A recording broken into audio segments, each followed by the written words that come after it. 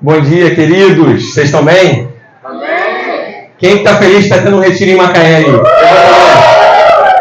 Que alegria. Queridos, eu estou exultante de alegria. Estou muito feliz. Esse retiro aqui, queridos, não foi homem que juntou. Não teve os pastores juntaram, alguém fez. Foi acontecendo o retiro. Foi surgindo o desejo do retiro. O Senhor foi trazendo palavras. Irmãos foram se animando. E eu recebi muitos relatos nesses últimos meses aí de irmãos se animando, correndo atrás, as irmãs do grupo caseiro orando, acordando de manhã para orar pelo retiro, vários irmãos gastando tempo aqui, ajudando, organizando. Queridos, isso é muito tremendo, isso é precioso. Com certeza vamos ter muitos retiros pela frente, se Deus quiser, viu? Quero dizer que é uma alegria para mim poder estar servindo aqui e estar aprendendo. Eu vou estar aprendendo aqui hoje junto com vocês. E eu tenho certeza que o Senhor tem muita coisa a falar conosco, não através de mim, através de todos nós, através do Espírito Santo, tá? Antes de começar, eu queria honrar a vida dos pastores, tá? Todo mundo sabe, meu pai Evandro é um dos pastores, meu tio Vanderly é outro pastor e meu tio Marcelo, né? O tio em consideração é outro pastor. E quando a gente se reuniu a primeira vez, foi no início de janeiro agora, meu coração estava um pouco apreensivo com esse encontro. Eu não saberia como é que seria esse interrogatório, como é que eu ia me virar nesse ambiente. E estava realmente assim, aflito, orando ao Senhor e tal, mas foi um encontro precioso demais. Eu senti muita presença de Deus naquele lugar. Foi tremendo, tremendo mesmo. E quanto esses pastores, que são nossa liderança, estão na nossa frente, são preciosos e têm um coração de levar o Senhor para cada um de nós aqui. Eu me senti muito amado pelos pastores, muito cuidado, como se fosse uma ovelhinha mesmo, naquele ambiente. E tudo, queridos, que eu vou estar passando aqui alguma coisa, eu estou submetido completamente aos pastores. Se houver alguma coisa que eles quiserem consertar, acrescentar um adendo, ajustar, é totalmente livre. Eu sou um aprendiz aqui e, na verdade, um mensageiro, tá, queridos? Então, peço que vocês não se preocupem com o mensageiro, não. Se preocupem com a mensagem, tá? Vamos começar estudando, né? Tem o primeiro versículo, 1 Coríntios 2, 13 e 16. Queria começar por esse versículo.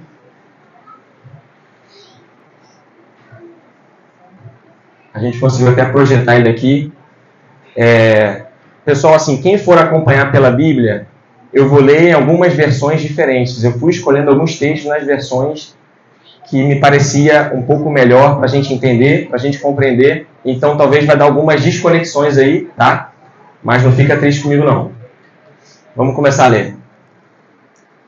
Delas também falamos, não com palavras ensinadas pela sabedoria humana, mas com palavras ensinadas pelo Espírito Santo, explicando o que é espiritual, com palavras espirituais. O homem natural aceita as coisas que vêm do Espírito de Deus, pois para ele são loucura. Não é capaz de entendê-las, porque elas são discernidas espiritualmente. Contudo, o homem espiritual julga todas as coisas, e ele mesmo por ninguém é julgado, pois quem conheceu a mente do Senhor para que possa instruí-lo? Nós, porém, temos a mente de Cristo. Queridos, esse texto aqui, eu quero realmente chamar a atenção de todos aqui agora. O que a gente vai estar trabalhando ao longo do retiro me parece algo muito importante para a nossa vida do dia a dia, para os nossos dias atuais. Precisamos abrir os nossos olhos espirituais. A gente precisa prestar atenção nas coisas de uma forma mais espiritual, de uma forma mais madura, de uma forma mais coerente, tá? Então, o desejo de que a gente vai trabalhar tudo aqui vai ser em torno disso, de termos uma mente de Cristo, de termos olhos espirituais, de ouvidos espirituais. Como o Senhor fala, aquele que tem ouvido ouça o que o Espírito diz à igreja, tá? Queridos, eu quero também animar os irmãos assim, a receberem a palavra de coração aberto e olharem para dentro de si, tá? Eu sei que muita gente tem o costume de, às vezes, essa palavra aqui é para fulano, essa palavra aqui é muito boa para ciclano. Quem é muito boa nisso é a minha esposinha querida, que eu amo. Sempre assim, essa palavra é ótima para Lucas. Ele precisa ouvir essa palavra aqui. Aí eu falei, quando é que Deus vai falar com você, meu filho? Não fala, só fala para mim só? Só eu que preciso? Te amo, bebê. Mas, queridos, é isso. Que eles possam olhar para a gente. Tá? Vamos abrir os olhos, vamos estar com o coração tranquilo, limpo. O que a gente vai trabalhar, o texto base vai ser Efésios 6, de 10 a 18, que é sobre a armadura de Deus. Tá? Podem abrir no texto. E nossa comunicação da manhã aqui vai ser apenas uma introdução. Tá? A gente não vai conversar hoje sobre nenhuma, agora, né, de manhã, sobre nenhuma armadura. A gente vai primeiro começar um pouquinho sobre a realidade espiritual na Bíblia. Tá? A gente começou com esse texto porque o homem espiritual, nós somos homens espirituais, então a gente precisa discernir a realidade espiritual. Então vamos lá, Efésios 6, 10. Finalmente, fortalecei-vos no Senhor e na força do seu poder. Revesti-vos de toda a armadura de Deus, para que possais permanecer firmes contra as ciladas do diabo. Pois não é contra pessoas de carne e sangue que temos que lutar, mas sim contra principados e poderios, contra os príncipes deste mundo de trevas, contra os exércitos espirituais da maldade nas regiões celestiais. Eu vou até aqui, tá? Então a gente vai falar um pouquinho sobre isso agora. Vai ser a introdução sobre o que Paulo está trazendo aqui, tá? A carta em Efésios, né? Nós sabemos que foi Paulo quem escreveu. E Paulo, quando escreveu a carta em Efésios, ele estava onde? Estava preso, né? Para variar. Ele estava preso e ele estava numa das suas últimas prisões, preso em Roma, tá? Provavelmente essa carta aqui, Paulo deveria ter mais uns 4, 5 anos de vida só. Então Paulo estava no seu final de vida, maduro. Paulo já devia ter uns 60 anos aqui, mais ou menos, tá? Foi quando Paulo escreveu. A prisão em Roma, né? Foi uma prisão muito tranquila para Paulo. Para quem sabe, Paulo ficou numa prisão meio que numa casa e recebia pessoas. Então Paulo tinha liberdade, né? Ele recebia irmãos, recebia pessoas. E Paulo escreveu, né, essa carta. É uma carta pequena, são 6 capítulos, é uma carta bem rápida de ler, mas é uma carta muito completa. Ele trabalha basicamente todas as coisas da palavra, até que ele chega no último capítulo e ele fala, finalmente, e começa a escrever sobre isso aqui. Falar sobre as ciladas do diabo, falar sobre fortalecer na força do poder do Senhor, falar sobre a armadura de Deus, falar sobre vencer o dia mal. Ele fala, finalmente. O que significa isso, pessoal? Paulo fala, chegou a hora de eu falar o que eu quero falar para vocês. Para concluir, é isso. Então, finalmente quer dizer isso, tá, pessoal? Então, aqui, isso é importante. Ele falou sobre um monte de coisa e ele chegou, finalmente. Presta atenção. Isso é importante, tá? Eu vou acabar a carta agora. Isso aqui é importante demais. Então, ele está finalmente. Então, eu quero ressaltar isso, tá? E é uma carta rica, beleza? Então, vamos lá. Alguns pontinhos importantes aqui. Primeira coisa que eu quero ressaltar, queridos, é que Paulo fala que a nossa luta não é contra a carne. Então, a gente está lutando. Existe uma luta que está acontecendo. Para falar uma palavra melhor, a gente está em guerra, tá? Nós, brasileiros, não sabemos muito bem o que é guerra, porque a gente quase não participou de nenhuma guerra, né? A gente tem uma participação pequena na Segunda Guerra Mundial, que foram os pracinhas, né? Não sei quem sabe, quem lembra da história, 25 mil brasileiros foram lá lutar no norte da Itália. Então, teve aquela participação, morreram 500 soldados brasileiros, mas a maioria retornou. Então, teve êxito, né? A nossa investida lá. Queridos, guerra é uma coisa muito séria. Guerra Oi? Guerra. Não tem família em guerra. Não existe pai e mãe na guerra. Não existe recém-nascido na guerra.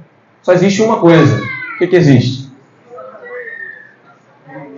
O inimigo. Só tem uma coisa na guerra: inimigo. E você quer destruir ele, senão você vai ser destruído. Guerra é isso. Não tem regra. Não existe regra. A gente está vendo ali o que aconteceu agora lá na Rússia, vê o que acontece no Iraque, em Israel. Pegam pessoas, mata crianças presas em jaula. Enfim, não tem regra nenhuma. Guerra, não existe regra. Eu quero avisar para vocês que nós estamos em guerra. E o nosso inimigo age dessa forma conosco. Dessa maneira. Ele não está preocupado que seu filho tem 3 aninhos de idade. Ele não está preocupado que seu filho está doente. Ele não está preocupado que seu filho tem uma síndrome. Ele não está preocupado com nada. Está preocupado que você é um cara legal. Ele não está preocupado com isso. Ele quer te destruir. Ele quer acabar com você. Isso é guerra. E é isso que Paulo está falando. A nossa luta não é contra carne nem sangue. Então a gente já sabe quem não é o nosso inimigo, né? O nosso inimigo não é nenhuma pessoa que faz uma maldade com a gente, que trata você mal, que passa o carro na sua frente ali no trânsito, que passa a nossa vez na fila, né? Nossa guerra não é contra essa pessoa, porque a nossa guerra não é contra carne nem sangue, né? É importante, a gente vai ler alguns textos sobre isso, queridos.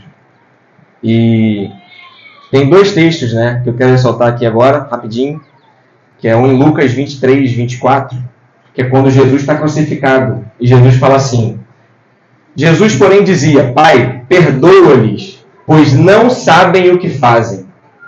Jesus falou isso por quê? Porque ele era bonzinho? Porque ele sabia que a guerra não era contra aquelas pessoas. Elas estavam sendo manipuladas para agir daquela forma. Da mesma forma aconteceu com Estevão. Atos 7, 60. Quando Estevão está sendo apedrejado, ele fala: Então caiu de joelhos e bradou: Senhor, não os consideres culpados deste pecado. Pedro não achava que aquelas pessoas que estavam tirando pedra nele eram os inimigos dele. Ele não estava triste. Ele pede para Deus perdoar, não considerar o culpado delas, o pecado delas. Eu acho que esses 2 textos dão um entendimento claro para a gente que a gente não está lutando contra a pessoa. Você não está lutando contra o seu marido em casa, sua esposa. Às vezes você está chateado com ele. Mas não é contra ele, querido. Vamos lá. Vamos seguindo. Desculpa, deixa eu falar aqui. Lucas 23, 34. Desculpa. Ah, garoto. Meu erro. Eu quero, assim, a gente vai conversar um pouquinho sobre a forma do diabo agir, tá? A gente vai dividir em alguns setores, mas eu quero dizer que o nosso inimigo, ele é muito bem organizado. Ele age de forma organizada. Existe uma hierarquia, né, no reino maligno que Paulo relatou no texto. Ele fala, né, no texto de Efésios, ele fala: mas se encontra principados e poderios, primeira hierarquia, contra príncipe deste mundo de trevas, e a terceira contra exércitos espirituais da maldade. Jesus, da mesma forma, falou em Mateus 12, 25, quando ele expulsa um demônio, e eles vão acusar que Jesus era Beelzebub por expulsar demônio. Jesus fala: todo reino dividido contra si mesmo será arruinado, e toda cidade ou casa dividida contra si mesma não subsistirá. Quero falar para vocês que o reino do diabo não é dividido. Eles são bastante unidos. Eles sabem o que eles estão fazendo. Eles querem fazer o que a gente já sabe, né? Destruir a nossa vida, a nossa família, os nossos filhos. Então, assim, para dividir de uma forma básica, assim, né? A gente vai ver alguns textos na Bíblia onde vai ficar mais claro isso. Principados e poderios, quer dizer, a forma do diabo agir provavelmente nos governos. Governos grandes, domínios, política, economia global, grandes empresas, conglomerados. É a forma que o diabo age. São esses poderosos que vão agindo, semeando, colocando coisas na cabeça. Em segundo lugar, príncipe das trevas, cidades, né, coisa assim, vai diminuindo. E depois o exército são demônios. Né? Exército do mal são os demônios que a gente viu, Jesus expulsou, a gente já conhece. Então, eu queria classificar a estratégia do inimigo em 3. Tá? A forma que eu dividi. Existe uma atuação mundial do diabo. do inimigo. Em João 14:34, Jesus fala assim, ó. Jesus, hein? Já não falarei muito com vocês, pois o príncipe deste mundo está vindo.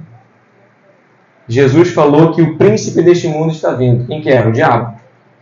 Então o diabo ele tem uma abrangência mundial. Ele é o príncipe, ele governa.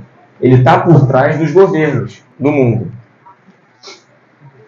E aqui a gente pode, assim, a igreja hoje está com bastante informação sobre isso, com olhos bastante abertos, né, voltado um pouco mais para a política, né, para perceber os movimentos culturais, movimentos na educação, movimentos do mundo, né, de globalização, de ONU, de tudo isso. A gente sabe, cultura woke, todo mundo... A igreja está acordada para essas coisas. E eu quero dizer que isso, de fato, existe uma mente por trás. Existe alguém bolando isso e fazendo isso acontecer. Através de recurso financeiro, através da cultura, através de influência, através de doutrinação, mídia, mentiras, distorção, manipulação. Então você tem toda uma ação mundial que fica muito claro, todo mundo acha que entende isso. E a gente vai ler alguns textinhos sobre isso. Ó. 2 Coríntios 4:4. Fala assim, ó, Paulo falando.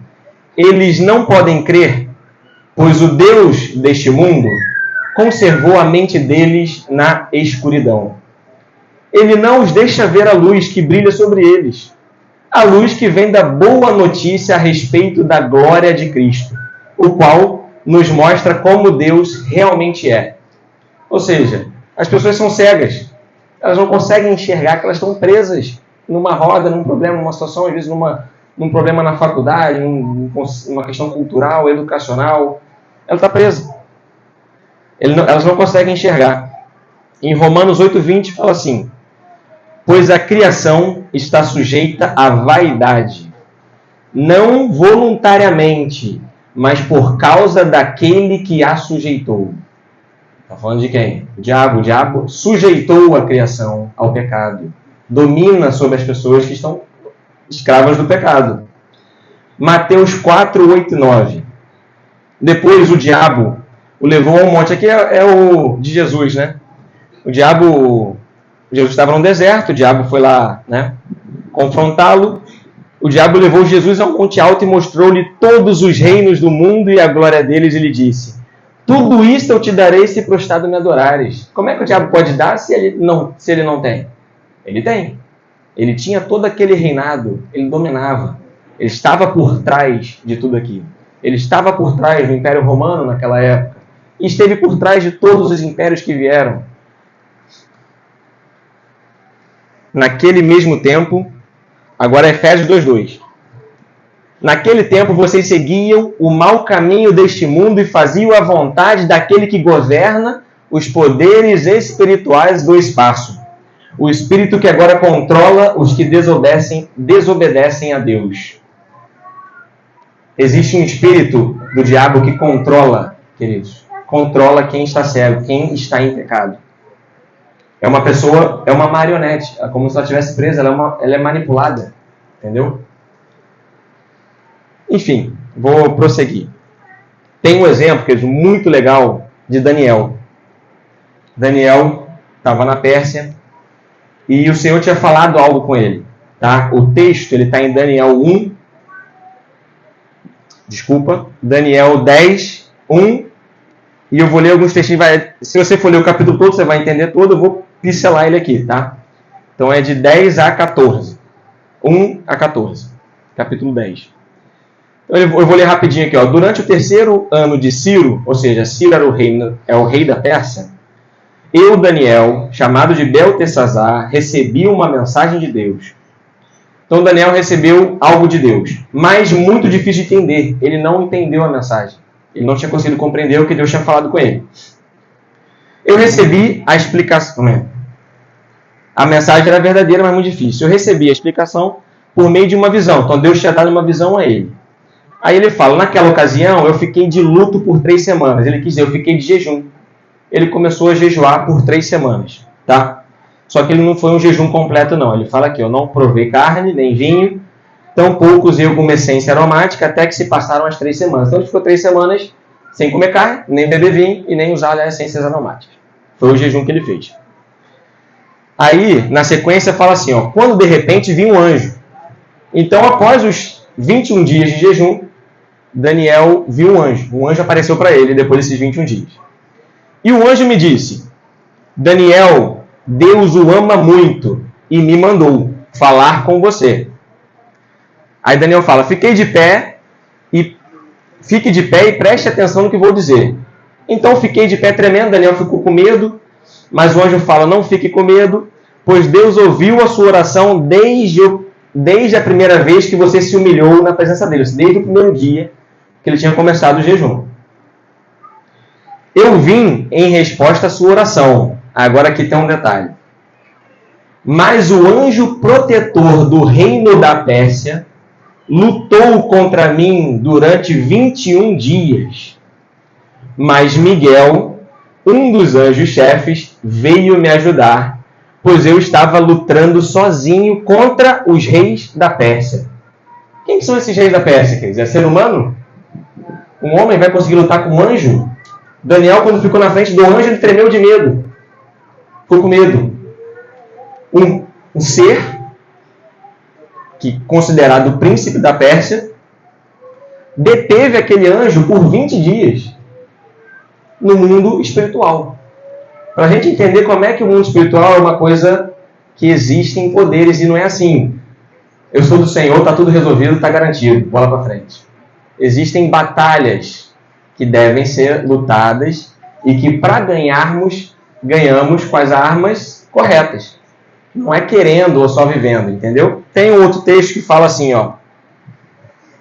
Mas o príncipe do reino da Pérsia me resistiu por 21 dias. Então, mais uma vez. Então era um demônio, um príncipe poderoso, que resistiu a um demônio, que resistiu a um anjo por 20 dias. Como Daniel manteve o jejum dele, o anjo Miguel veio junto e o ajudou. Eu só quero frisar esse texto aqui para mostrar que existe uma batalha espiritual realmente que acontece. Então existem coisas na nossa vida que não acontecem às vezes porque não lutamos da forma adequada.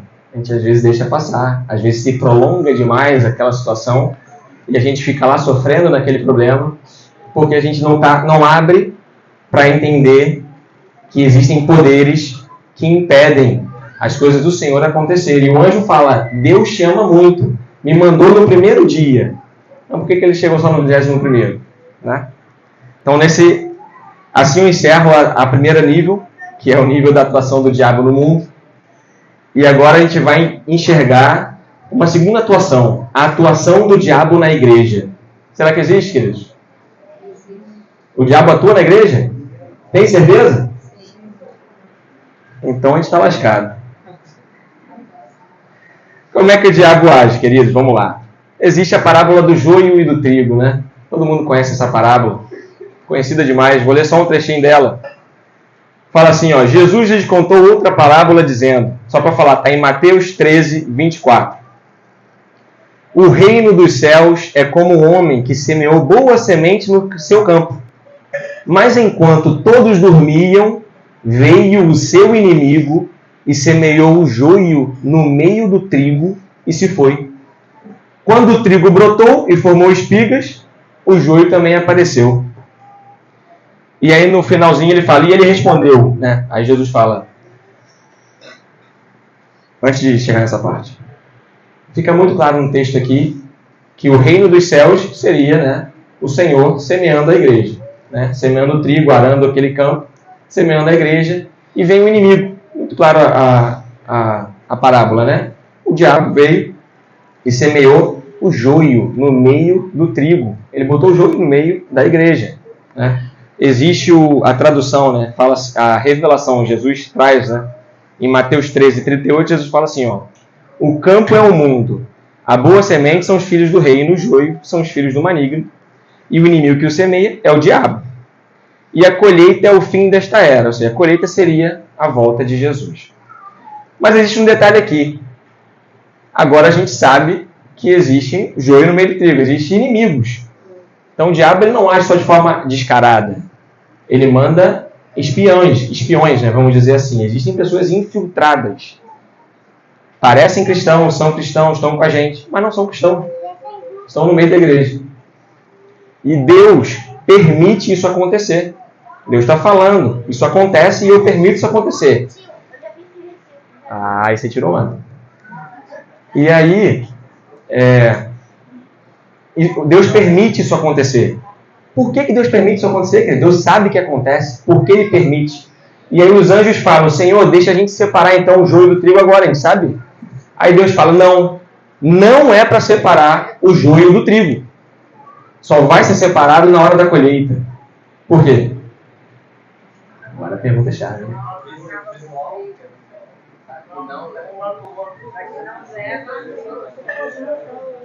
Queridos, não tem uma resposta certa. Eu tenho uma percepção. Com certeza, a gente pode se enganar. O primeiro ponto é esse. A gente pode achar que a gente está expulsando um joio e a gente está expulsando um trigo. A gente pode tratar uma pessoa errada. Né? E da mesma forma, eu acredito que um joio pode se tornar um trigo. Um joio no mundo real não, mas no mundo espiritual ele pode. Ele pode se converter, não pode? E tem uma outra forma, uma outra questão. Deus usa o joio para tratar o trigo. Não usa? Quando a gente passa por algum problema, está com problema com o irmão fez alguma coisa, aí você tem que fazer o quê? Você tem que perdoar. Você tem que ir lá. Você tem que servir ele. Então Deus trata. Essa é a forma que Deus faz. O diabo acha que está ganhando. Mas quem está ganhando no final é o Senhor, porque ele está usando as coisas ao favor dele. Na época do Bolsonaro, o pessoal falava muito xadrez 4D, né? Esse é o xadrez 4D de Deus. Ele faz dessa forma. Vamos lá. Existe um texto aqui que Paulo fala em Romanos 16, só para completar, que ele fala assim, peço, irmãos, que tomem cuidado com aqueles que causam divisões e põem obstáculos ao ensino que vocês aprenderam. Afastem-se deles, pois essas pessoas não servem a Cristo, o nosso Senhor, mas a seus próprios apetites. Por meio de palavras suaves e bajulação, enganam o coração dos ingênuos. Tá? Isso é uma preocupação de Paulo no meio da igreja. Então a gente precisa amadurecer isso, aprender e saber lidar com essas questões. Existe uma outra forma, queridos, para completar aqui o nível da igreja, que o diabo atua na igreja. Como é que ele atua? Falsos profetas. Jesus falou muito sobre isso, não falou? Falsos profetas. Mateus 7,15, Jesus fala assim, tenham cuidado com os falsos profetas. Eles vêm a vocês vestidos de peles de ovelhas, mas por dentro são lobos devoradores. Queridos, tem um texto muito duro do Jesus, que está em João 8, que é quando Jesus está com os judeus, fariseus ali, né? E Jesus está se interpelando, está conversando com eles obrigado. E a coisa vai esquentando, tá? Em João 8. E Jesus chega para os fariseus, tá? Jesus está falando para os fariseus, judeus, povo que era de Deus, povo que o Senhor tinha separado para ele. Jesus está falando para esse povo. João 8,44. O vosso pai é o diabo, e quereis satisfazer-lhe os desejos. Ele foi homicida desde o princípio e não se firmou na verdade, pois nele não há verdade. Quando ele mente, fala do que lhe é próprio, pois é mentiroso e pai da mentira. Querido, Jesus fala que o pai dos judeus é o diabo. Olha essa afirmação de Jesus. Olha essa afirmação. Ela é, assim, para mim, muito bombástica. Ela é muito dura, ela é muito, assim, reveladora. Para mim, não existe ninguém, queridos, que se não tiver uma vida com o Senhor, ou seu pai é o Senhor, ou seu pai é o diabo. Não existe um meio termo sobre isso. Você pode seguir regras, jejuar, orar, gastar tempo com isso. E começou a chover, hein, rapaziada? Benção. Vamos seguindo. Em 1 João 4:1, João fala assim, ó: meus queridos amigos, não acreditem em todos que dizem que têm o Espírito de Deus. Ponham à prova essas pessoas, para saber se o Espírito que elas têm vem mesmo de Deus, pois muitos falsos profetas já se espalharam por toda parte. Isso aqui, querido, é 2000 anos atrás, tá? Será que hoje tem falsos profetas espalhados? Com certeza. E aqui a palavra fala para pôr o Espírito à prova. Pôr o Espírito à prova. Então, queridos, quero falar aqui para todos nós: ousadia no Senhor, intrepidez, coragem, né? Para falar aquilo que a gente acredita que seja do Senhor. Marcos 13:22. Porque aparecerão falsos profetas e falsos messias, que farão milagres e maravilhas para enganar, se possível, até o povo escolhido de Deus. Prestem atenção. Eu estou lhes dizendo tudo isso antes que aconteça. Palavras de Jesus. Tá? Vai vir mais texto falando sobre isso. Não vou me alongar mais, não. Vou terminar com de Hebreus 13:9. Não se deixem levar por ensinamentos diferentes e estranhos, que tiram vocês do caminho certo. É bom sermos espiritualmente fortes por meio da graça de Deus e não por meio da obediência a regras sobre alimentos, pois os que obedecem a essas regras não têm sido ajudados por elas. Queridos, aqui acho que ficou claro naquilo que eu queria trazer. A gente viu 3 níveis, a gente vai ver 3 níveis. O primeiro nível, o nível mundial, o nível de governos, poderes, estruturas, ensinos, doutrinas, tudo isso, né? Faculdade, colégio, todas essas coisas, que nossos olhos já estão bem abertos.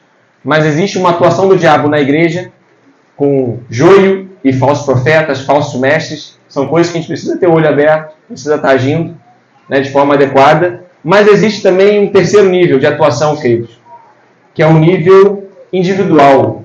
É o nível 1 a 1. É o nível do diabo age na sua vida. É a forma que o diabo trabalha na minha vida para nos destruir. Tá? E como é que o diabo faz isso? Alguém tem alguma ideia? O que o diabo usa? A nossa carne. A gente tem uma carne, queridos, que cogita nas coisas da carne. Romanos 7, Paulo deixa muito claro isso. Romanos 7, 18. Paulo fala assim, ó: sei que nada de bom habita em mim, isto é, na minha carne, porque tenho o desejo de fazer o que é bom, mas não o faço. Então encontro uma lei contra o meu desejo de fazer o bem. O mal está presente em mim. Vou ler de novo. O mal está presente em mim, mas vejo outra lei atuando nos membros do meu corpo, guerreando, olha a palavra, olha a guerra, contra o íntimo do meu ser, tornando-me prisioneiro da lei do pecado que está em mim. Miserável homem que sou, quem me libertará deste corpo sujeito à morte? Fica claro da atuação do diabo em cada um de nós. Em cada um de nós. Todo mundo tem carne aqui, né? Todo mundo tem carne. A carne é o que nos deixa em contato com esse mundo. O que nos mantém em contato com o diabo.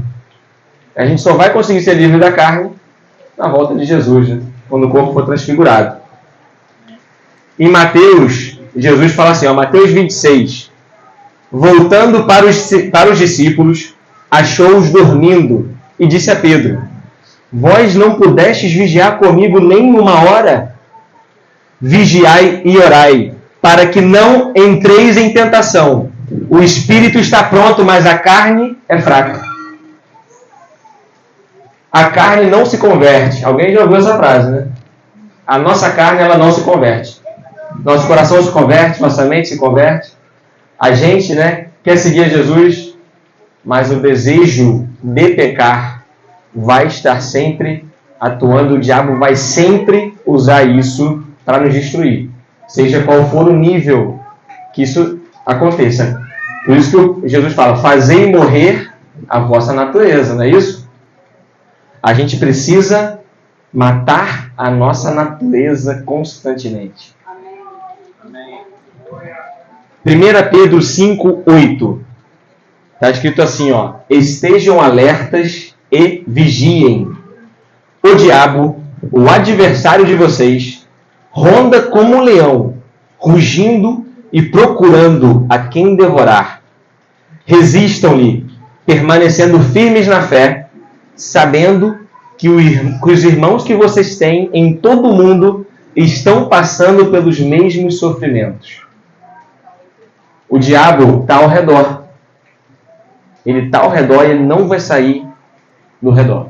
Ele vai estar sempre ao redor, procurando a quem devorar. Por isso que eu estou falando o tempo todo nisso, que é uma guerra. Se a gente não consegue entender que é uma guerra, a gente nunca vai estar alerta, vigilante, né? Acordado. Em Efésios 4:27 fala assim, ó, e não deem lugar ao diabo. Paulo fala, não deem lugar ao diabo. Isso quer dizer o quê? Que a gente deixa o diabo entrar na nossa vida. Com atitudes, com pensamento, formas de agir, né? Com descanso, relaxando, descansando, não vigiando, não estando em alerta, dormindo. O diabo vai se aproximando. É de fininho. Ele vai vindo. Ele vai chegando perto de você. E aí você não percebe. Quando você vai ver, você está todo enrolado. Tiago 4:7, para finalizar essa parte. Sujeitai-vos, portanto, a Deus, mas resisti ao diabo, e ele fugirá de vós. Querido, existe saída. Não é porque a gente tem a carne que acabou. O diabo vai vencer a gente porque a gente tem a carne. Não, tem saída, queridos. É possível resistir. É possível vencer. É possível não dar lugar ao diabo. Então, com isso, completo aqui a primeira partezinha. A gente vai seguir um pouquinho mais ainda. Mas a gente entendeu que estamos em guerra. Opa. Resistência é lutar, não é se defender. Olha aí. Resistência é lutar. Não é apenas se defender. Correto? É isso aí. Estamos em guerra, queridos. Então, o lema do retiro é esse. Nós estamos em guerra e nós estamos começando a acordar. A gente estava dormindo, mas agora a gente vai estar acordando. O diabo, queridos, é sujo.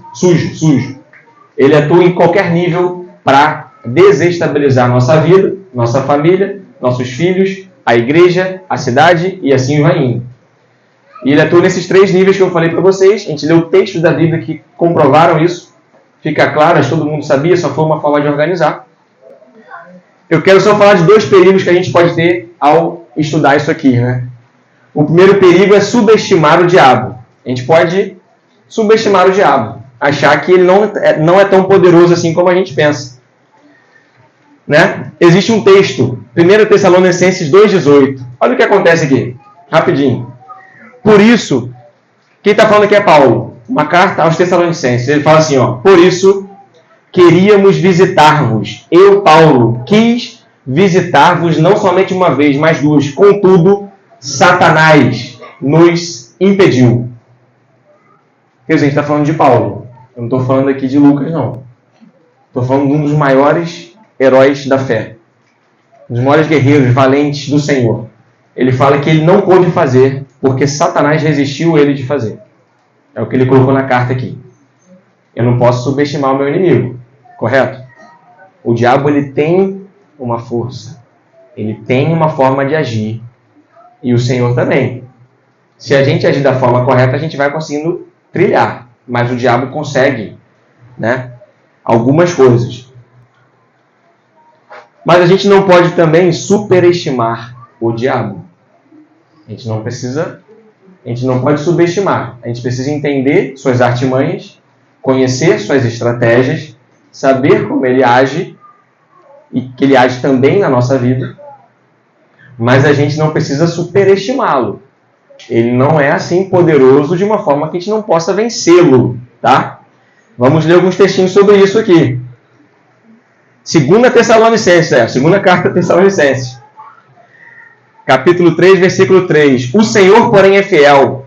Ele os fortalecerá e os guardará do maligno. Amém. 1 João 5,18. Sabemos que todo aquele que é nascido de Deus não vive pecando, mas o que de Deus é gerado conserva-se a si mesmo e o maligno não lhe toca. Amém. Romanos 16:20. E o Deus da paz em breve esmagará Satanás debaixo dos vossos pés. Aleluia. Não precisa ter medo do diabo. Concordam comigo? Maior é o que está em nós do que aquele que está no mundo, queridos.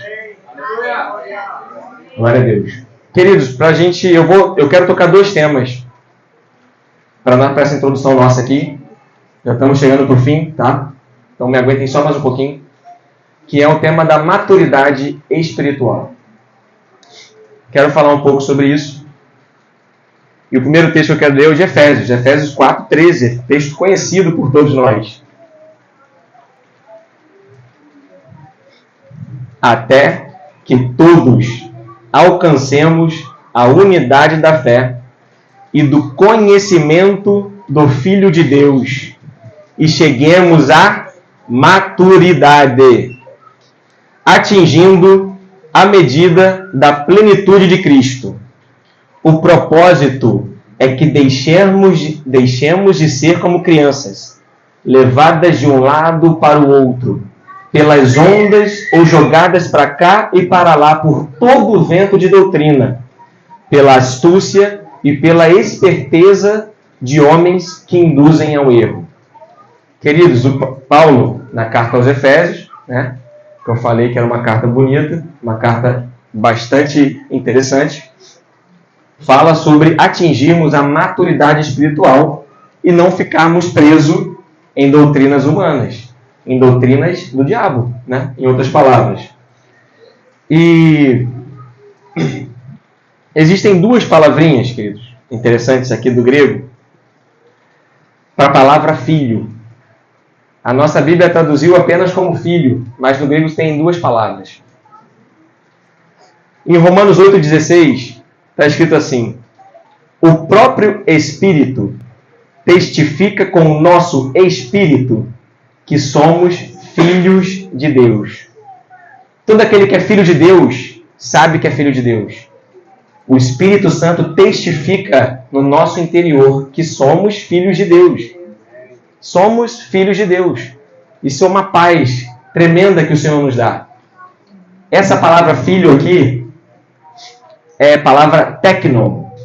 Não sei quem já ouviu falar isso, mas a tradução aqui, a palavra no original é teknon, o nome disso. Que significa, sabe o quê? É um filho por mera questão de nascimento. É alguém que acabou de nascer, como se fosse um recém-nascido. É um filho, se eu for traduzir, imaturo. Tá? Um filho no comecinho da sua vida. É a palavra teknon. Então, o próprio Espírito testifica o nosso filho que somos filhos, somos teknon de Deus. Somos herdeiros de Deus. Nós, como qualquer recém-nascido, qualquer irmão na fé é filho de Deus. Entrou, é teknon de Deus. Tá? É um exemplo disso, queridos, é o que eu posso dar do Thomas, né? Do nascimento. O filho, quando ele nasce, ele é recém-nascido, ele não parece com ninguém. A impressão que eu tenho é que é um bichinho bem feinho, assim. É minha humilde avaliação. Tem gente que, tem o pé do fulano, tem a unha do avô, mas eu não. O Thomas, quando nasceu, eu não achei parecido com ninguém. Né, bebê? Tem gente que acha até o ultrassom parecido com os pais, né? É engraçado isso. A gente enxerga o que quer. Mas, querido, se eu deixasse o Thomas, visse ele uma vezinha, num monte de bebê recém-nascido, branco, né? Vamos botar assim, eu teria dificuldade de encontrar o Thomas, recém-nascido. Porque eles são muito parecidos e não parecem com o pai. Eles não parecem muito com os pais. Um ou outro vai ser muito parecido, mas vai dar trabalho para achar aquele bebê. Se eles estão todos vestidos iguais, do mesmo jeitinho, eu não vou conseguir achar. Isso é o quê? Um filho recém-nascido, técnico, imaturo. Ele ainda não parece com seu pai. Né? Ele não tem características. Você não consegue ver, não. Esse aqui é filho de fulano. Por que eu consigo dizer... O pessoal hoje olha para o Thomas e fala o quê? Hoje ele se parece quase a minha cara, né? Se parece comigo, o pessoal fala que até o jeito de andar do Thomas é parecido com o meu. Muita gente fala, porque ele está crescendo, ele está amadurecendo e ele está copiando o pai. Não é isso? Existe um texto que fala assim, ó, João 1,12. Mas a todos os quantos receberam, deu-lhes o poder de serem feitos filhos de Deus, a saber, os que creem em seu nome. Mais uma vez, esse filhos aqui é técnico. Então, todos que recebem ao Senhor são filhos dele. Aqui a gente já é filho do Senhor. Nasci dele, somos herdeiros dele, estamos reconciliados com Deus. Mas exige uma outra palavrinha, queridos, no grego, para falar filho. Essa palavra é uios. Uios de Deus. Tem, essa palavra está, sabe aonde? Mateus 5, 44 e 45. Que fala assim: Eu, porém, vos digo, amai os vossos inimigos e orai pelos que vos perseguem, para que vos torneis uios do vosso Pai Celeste. Para que vos torneis filhos maduros de Deus, você tem que fazer alguma coisa. Não basta só crer em Jesus. Você precisa amar o seu inimigo. Olha onde Deus está falando. Olha o que Deus está falando aqui. Só é possível fazer isso quem é maduro. Quem é uios, não é isso? Só consegue amar o inimigo, querido. Alguém que fez mal a você, te maltratou. Você só consegue amar essa pessoa no Senhor se você é um filho maduro. Não é todo filho que vai amar o inimigo. Infelizmente não é. Vai ter que aprender, vai pedir perdão, vai se corrigindo. Existe um outro texto que esse é bem interessante, que é Romanos 8,14, que ele fala assim, ó: porque todos os que são guiados pelo Espírito de Deus, esses são filhos de Deus. Os filhos de Deus são aqueles que são guiados pelo Espírito de Deus. Então, em cima a gente viu que o Espírito testifica no nosso espírito que somos técnon. Mas o filho que é guiado pelo Espírito de Deus é uios de Deus. É o filho maduro, que é o filho guiado pelo Espírito. Não é todo cristão. Vocês acham que são todo crente que é guiado pela vontade do Espírito Santo? Ele faz tudo de acordo com a vontade do Espírito Santo? Ele está em íntima conexão com o Espírito Santo, ouvindo tudo, falando, indo ali, vindo aqui, papapá, ouvindo o Espírito Santo falar, fluir através dele. Mas o filho que é maduro, ele é guiado pelo Espírito de Deus. Isso é uma marca. Essa é uma marca da maturidade. A direção do Espírito Santo na vida do cristão. A condução do Espírito Santo na vida do cristão é uma marca da maturidade de Deus. Não precisa que um fulano fique falando para você toda hora. Você vai ler a palavra, você vai amadurecer, você vai pedir conselho, você vai estar debaixo da autoridade. Não precisa ninguém ficar falando para você. Você é maduro, isso é ser guiado pelo Espírito Santo. Você vai lá e pede perdão para o seu irmão, você serve a ele, você está atento às coisas, você está sendo guiado pelo Espírito Santo, o Espírito Santo está te conduzindo. Você não está sendo conduzido pela sua vontade, você está sendo conduzido pelo Espírito Santo. E a maturidade requer o quê? O que é maturidade? Para ela acontecer, ela precisa de quê? Opa! Tempo, primeiro ali. Requer um processo. Maturidade requer processo. Né? Para o Thomas ir crescendo, ele está num processo inicial ainda aí. Tem muito processo para acontecer para ele se tornar um homem maduro. E eu olhando para a minha vida, como homem, estou olhando aqui naturalmente, tá, pessoal? Para me tornar um homem maduro, foi um grande processo, teve que acontecer na minha vida. Tive que aprender muita coisa, tive que mudar muita coisa para entender sobre todas as obrigações de um homem. Né? Espiritualmente não é diferente. Em Hebreus 5:8, o autor fala assim, ó, de Jesus, hein? Embora sendo filho, aprendeu a obediência pelas coisas que sofreu. Ele está falando de Jesus aqui. Embora Jesus, sendo filho, ele aprendeu a obediência pelas coisas que sofreu. Maturidade requer sofrimento. Vai doer. Para crescer. Não é só, eu sou um filho de Deus maduro. Não é assim, não. Você vai ser tratado. Você vai ser cobrado pelo Senhor. Você vai ser corrigido pelo Senhor. Você vai ter que mudar. E aí você vai amadurecendo no Senhor.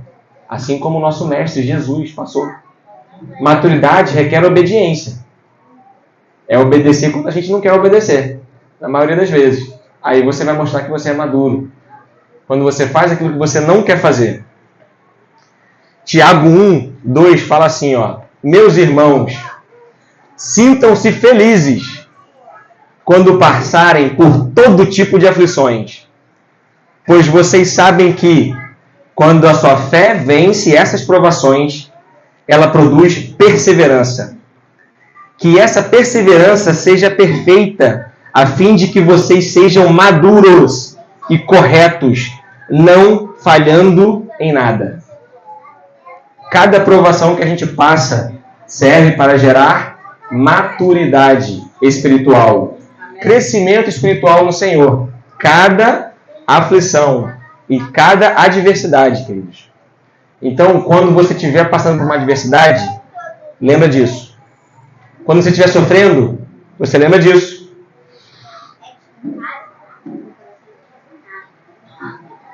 Tem um exemplo de Jó, né? Qual foi a adversidade de Jó? Foi facinha?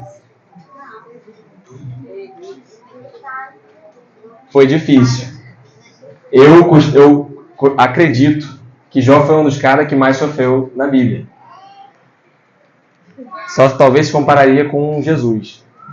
Mas eu não consigo ver alguém na face da terra que tenha sofrido mais que Jó. O que aconteceu com Jó? Jó, para quem não sabe, era o homem mais rico da terra. A palavra fala, ele era o homem mais rico toda aquela região.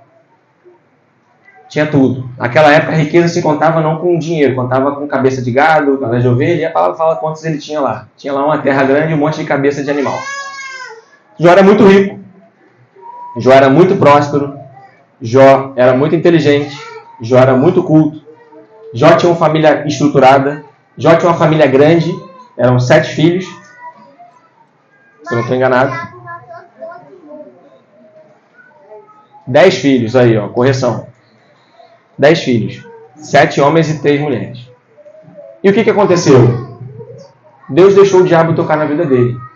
Deus deixou. E Jó era justo. Na palavra fala que Deus se orgulhava de Jó. Deus falou para o diabo, viu o meu servo Jó? Deus se orgulhava de Jó.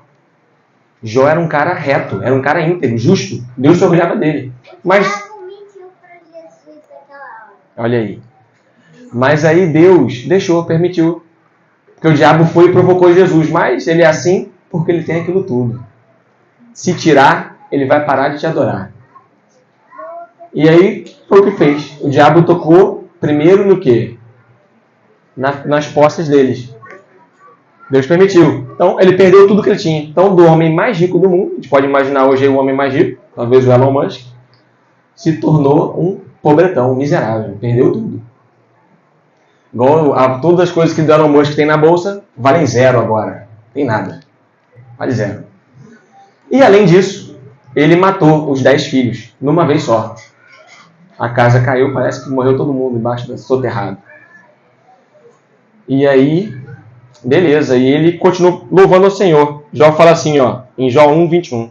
E disse, nu saí do ventre da minha mãe, e nu voltarei. O Senhor deu, o Senhor tomou. Bendito seja o nome do Senhor. Glorificou o nome do Senhor após ter perdido 10 filhos e tudo que ele tinha. Mas não era bastante. O diabo foi para lá de novo e falou, tem que tocar na vida dele. Ele é saudável. Ele pode construir tudo de novo. E aí, não, pode tocar na vida dele, só não mata ele. E aí eu acredito que Jó teve a pior doença que é possível ter. Que é uma doença ruim que você não morre. É a doença que te incomoda e você não morre. Ele não conseguia comer, ele sentia dor quando ele comia. Ele fala. Ele emagreceu demais, a pele dele, a doença dele era totalmente visível, porque era na pele, era uma doença que doía a pele, incomodava, caía a pele, enfim, eu não sei que doença era, mas ele tratava, a doença incomodava a boca e o trato gastrointestinal incomodava a pele dele. E aí a mulher de Jó vira para ele e fala assim, ó, a mulher dele lhe disse, você ainda mantém sua integridade? Amaldiçoe a Deus e morra. Ele respondeu, você fala como uma insensata. Aceitaremos o bem dado por Deus, mas não o mal? Em tudo isso, Jó não pecou com os lábios. Queridos, que integridade é essa de Jó? Que maturidade é essa de Jó? Não consigo ver alguém que sofreu mais que ele.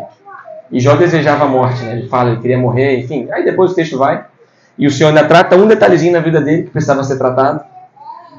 Mas olha essa integridade. Aí eu me pergunto, né? Até onde eu estou disposto a ir por Deus? O que pode ser tocado da minha vida que eu vou adorar o Senhor? E o que pode ser tocado na minha vida que eu vou deixar de adorar o Senhor? Isso é uma reflexão, queridos, que eu preciso fazer e você também.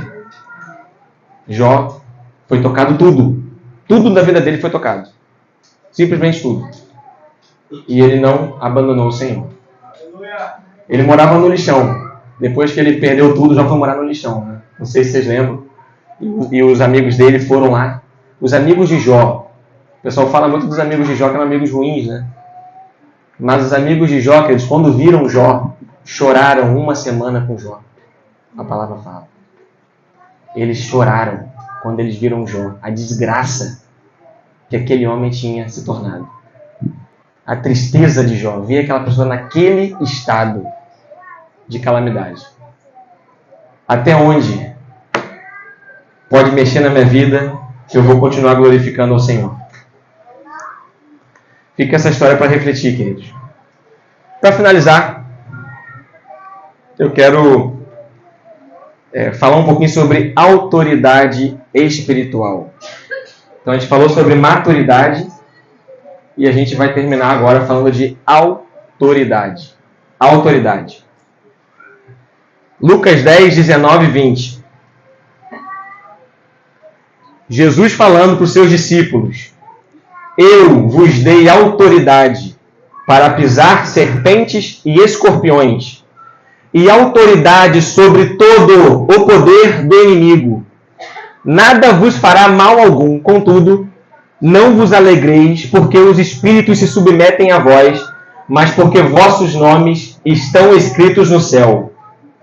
Queridos, não há nada hoje que nós não possamos agir com autoridade no nome de Jesus.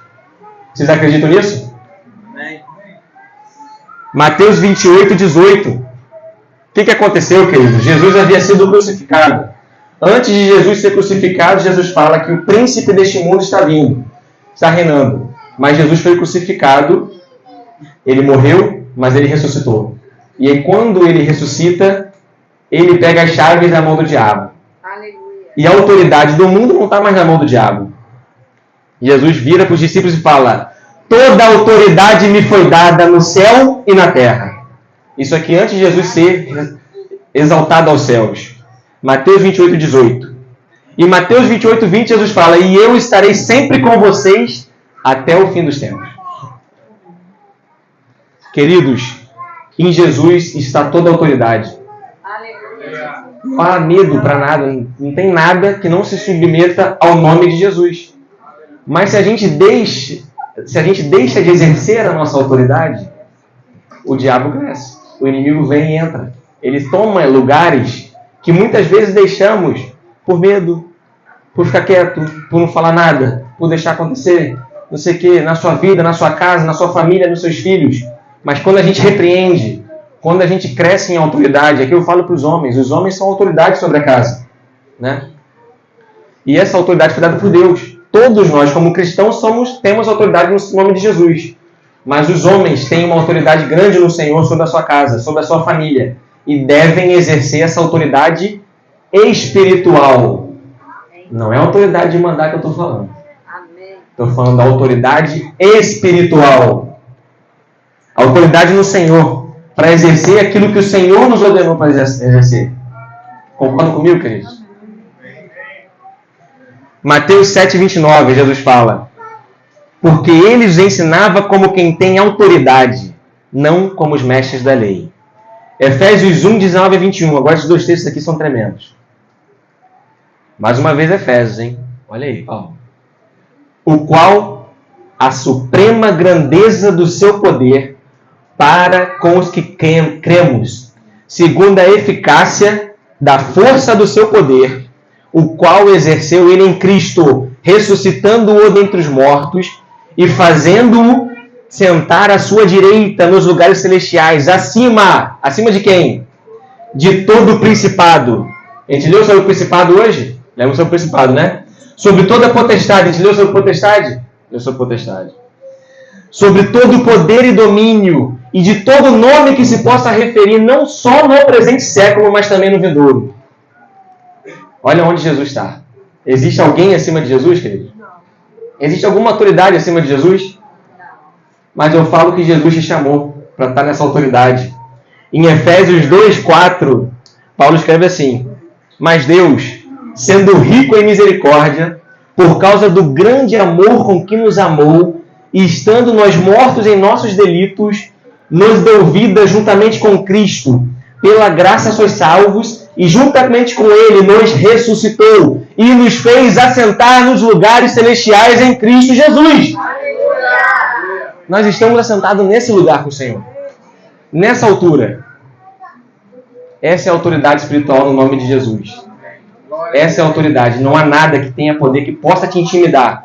Seja na tua casa, seja no seu trabalho, seja na rua, seja no que for. Nós temos autoridade no nome de Jesus. Queridos, para finalizar, eu vou contar um testemunho parcial, porque a gente vai completar esse testemunho só amanhã, de um irmão, um missionário.